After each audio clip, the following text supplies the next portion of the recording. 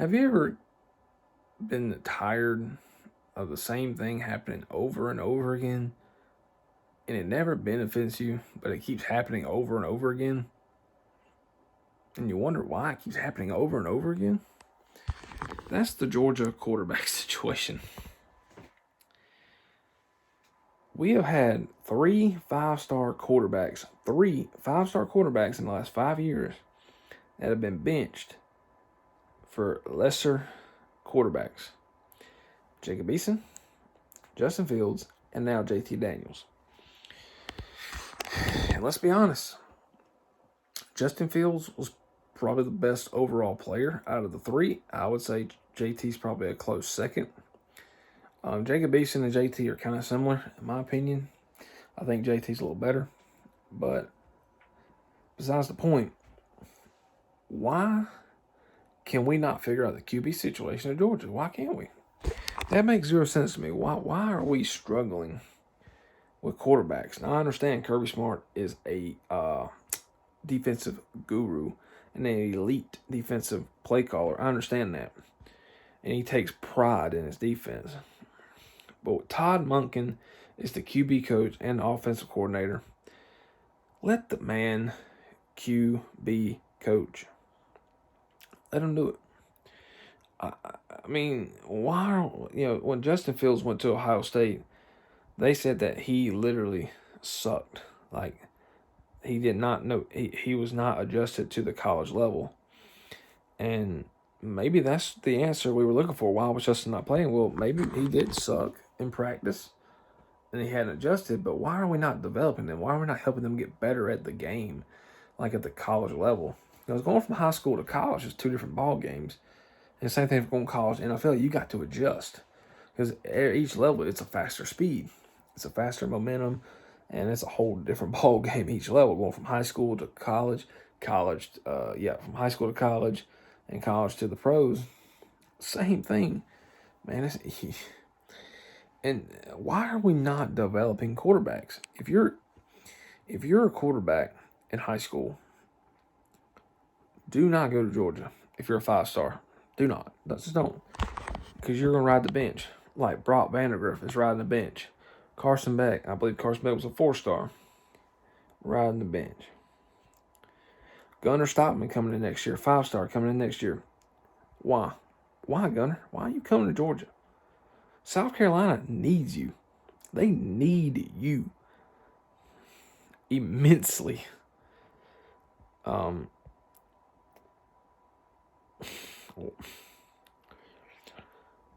If JT Daniels doesn't start Saturday against Missouri,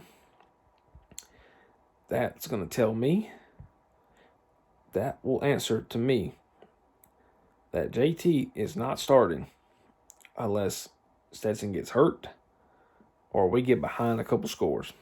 That's what it's telling me. If Stetson trots out there against Missouri's 2-5. Missouri's 2-5, 3-5. There's something like that. They're not good. They might be 3-4. Missouri, not they're the second worst team in the East. In the SEC East. This is the game. Stetson Bennet can win this game. And this is something. Let me explain to you guys something. We play Missouri, or Missouri's in Athens. We play at Tennessee, Charleston Southern at home, and then Georgia Tech. I think Georgia Tech is at Georgia Tech, maybe. Those 4 games are Stetson Bennett manageable games. Those are games he can win just fine. We can win those games in the 30s and 40s. We'll probably score over 40 points in every single one of them games to finish the season. And if I had to put money on it, I guarantee you 2 of them games are going to be shutouts. 2 of them are going to be shutouts. I'm just calling it. Charleston Southern, they're not scoring. And Georgia Tech, they're not scoring. Missouri might not, but I'm going to give Tennessee points. Tennessee, like I said, worries me more than Florida did. That game's at Knoxville. We saw what happened with that Ole Miss game. I want to get in there and get out. I don't want to get into a weird trap game down there. The way them fans acted at Ole Miss. How do you think they're going to act when the number 1 team in the country gets down there in Athens, or down there in Knoxville?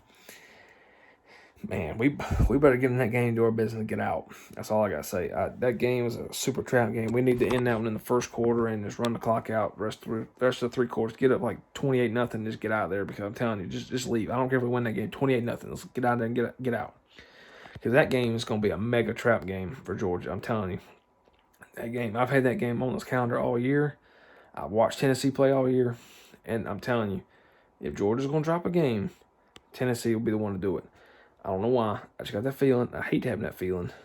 But honestly, Tennessee, you look at them, I think they're 4-4, 3-5, something like that. I don't know what they are, but they can pass the ball. If Hendon Hooker's playing, they'll play better. If Joe Milton's playing, they won't play that great.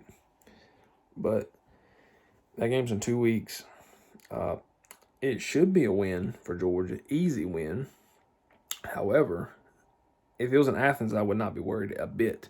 But since it's at Knoxville, I'm just worried that the fans causing havoc, fights, ejections. Just worried, man. I'm just worried. Anyway, Stetson Bennet can beat all four of these teams. He can drop 2 or 3 touchdowns on every single one of these teams. I mean, it's Stetson Bennet manageable games. We have finished the hard part of the schedule. We're 8-0. We played 4 top 25 teams, 2 of them in the top 10. And we've done our job. We've done the job.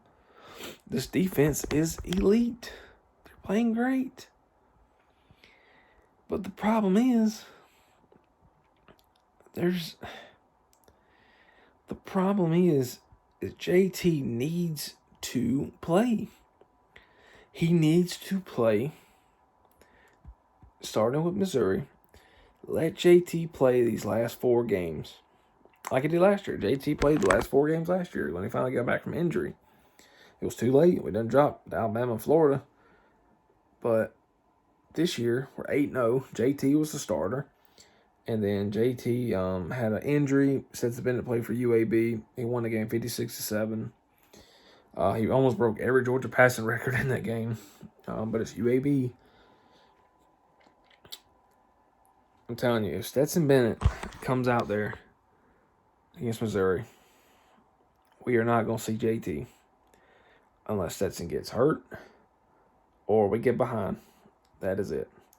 We're not going to see JT because Stetson has been chosen to ride the season out. He's been chosen. Now, like I've said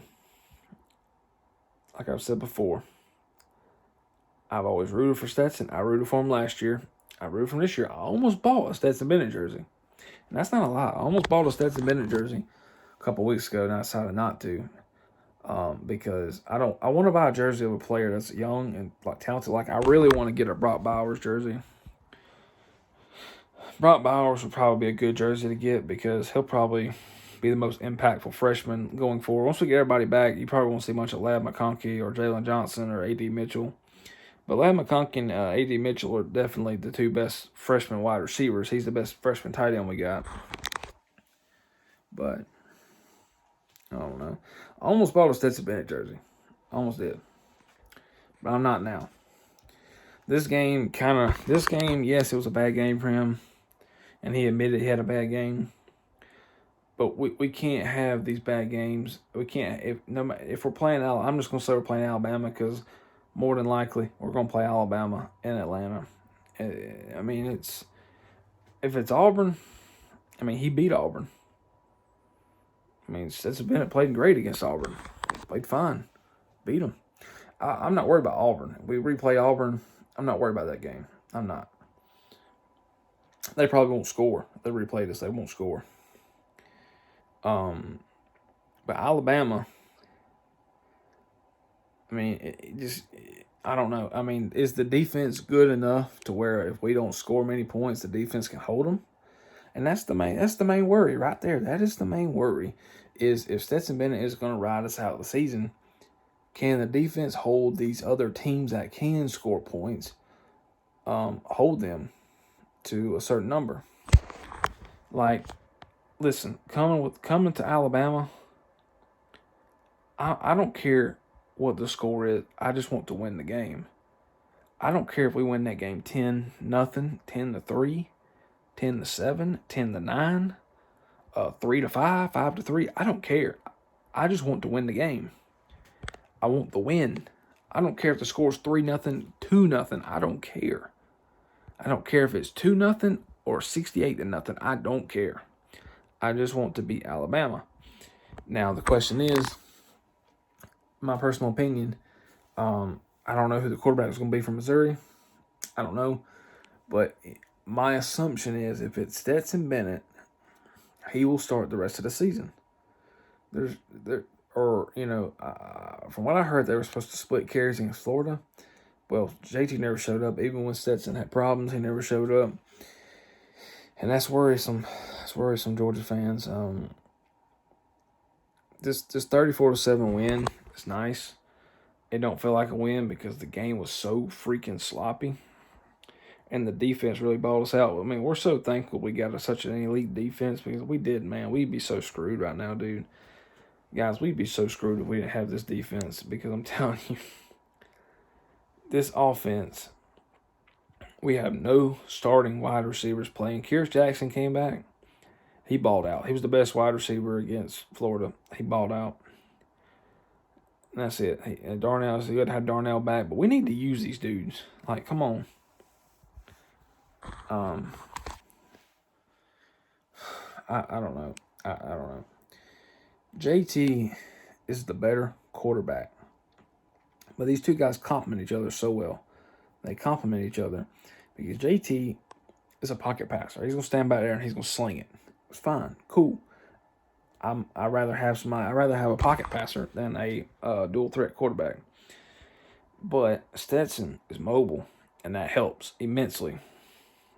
I just prefer the sit back, sling it mentality. That's just what I prefer. But JT is not going to run. He's going to take a sack or throw it away. He's not going to attempt it. Stetson Bennett can outrun 5-star linebackers.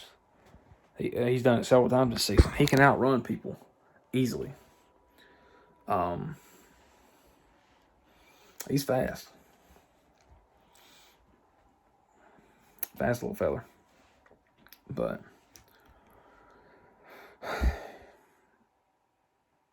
JT Daniels, man, if Stetson Bennett is going to finish the season, JT might as well just leave. Because I'm pretty sure Stetson has another year of eligibility because of COVID. Everybody gets an extra year in college football. And Stetson, even though he's been in the college football for 6 years, it seems like, he's got another year of eligibility. And guess what? He's probably coming back because he has no reason to leave. I mean, the dude's playing football. I mean, he has no reason to leave. No reason. And he's coming back. And he'll probably be starting over Gunnar Stockman and Brock Vandagriff next year. And Carson Beck might as well just transfer. He might as well just leave. I mean, the dude he's never going to start a game for Georgia. Carson Beck, it was a good thought, having him come to Georgia. And I already know what's going to happen. He's going to transfer back home. I know what's going to happen. He's from Florida. He's either going to go to Florida State, UCF, USF. He's going to a Florida school. He's going back to the state of Florida. I already know that. And hopefully he don't go to – he's probably not going to Florida Gators. He's not going there. The University of Florida, I doubt that because they got Anthony Richardson. He'll probably be their starter next year.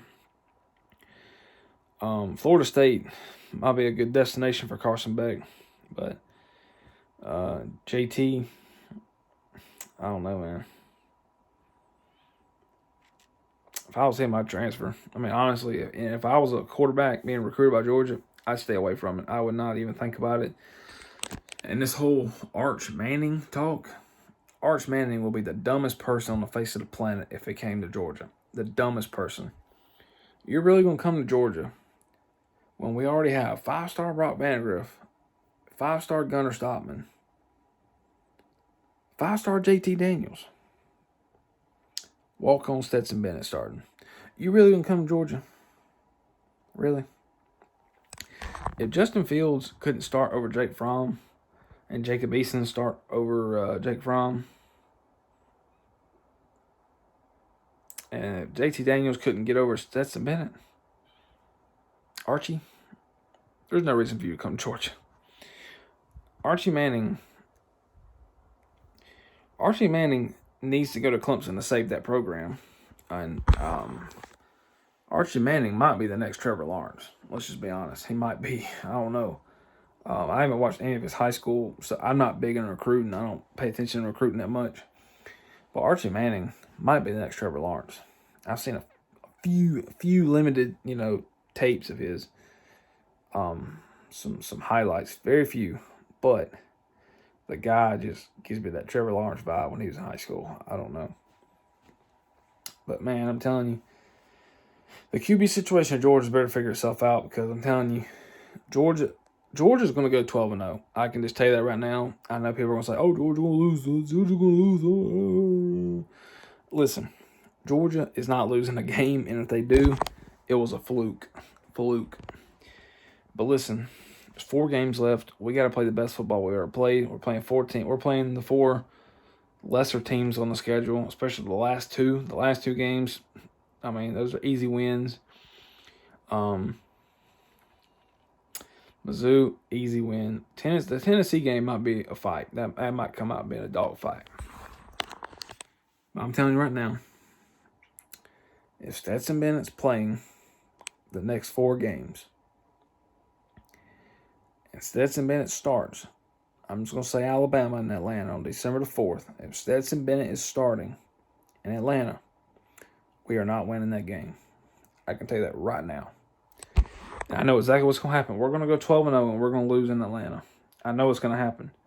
And that is only if Stetson Bennett plays the next 4 games and then starts that game in Atlanta. We are not beating Alabama with Stetson Bennett. I know our defense is elite, but the only way I see it happening is if our defense can hold us. If our defense can hold Alabama to 17 points, I think we'll win the game. 20-17, 24-17, 27-17. I can see that score if our defense can hold Alabama to that.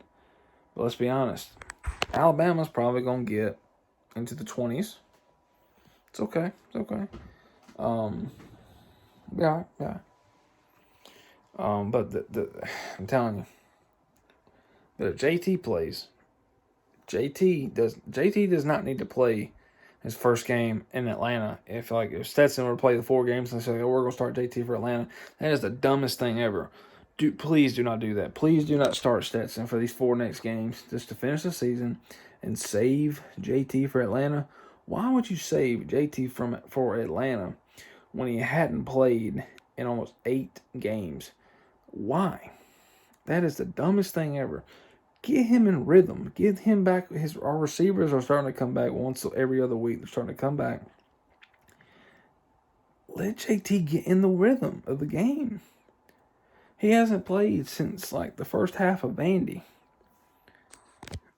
I mean, and that was week 3.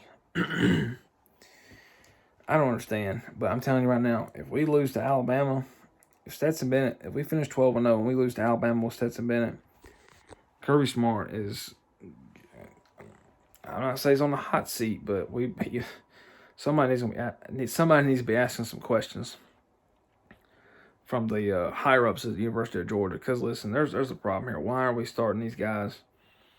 Jake Fromm, South Georgia boy, Stetson Bennett, South Georgia boy. I don't know what it is. I don't know, but like I said, I better figure it out because Georgia will lose to Alabama. It's just something about Alabama. In my personal opinion, even if we played Alabama in the SEC title game, I feel like that game will be tougher than any playoff game we were to play. I think if we played Oklahoma, Cincinnati, Ohio State, Oregon, Michigan State, I think Georgia could beat any of those teams with the defense. I think the defense will hold, offense will score just enough. I think those games are manageable in my opinion. So I don't know. It's just the Alabama curse, I guess. But that's just my 2 cents on the whole QB situation. If you guys find it interesting or you want to leave any comments, leave them down below. Let me know what you think. And maybe we'll get some confirmation about this QB situation going into Mizzou. Go Dogs. Peace.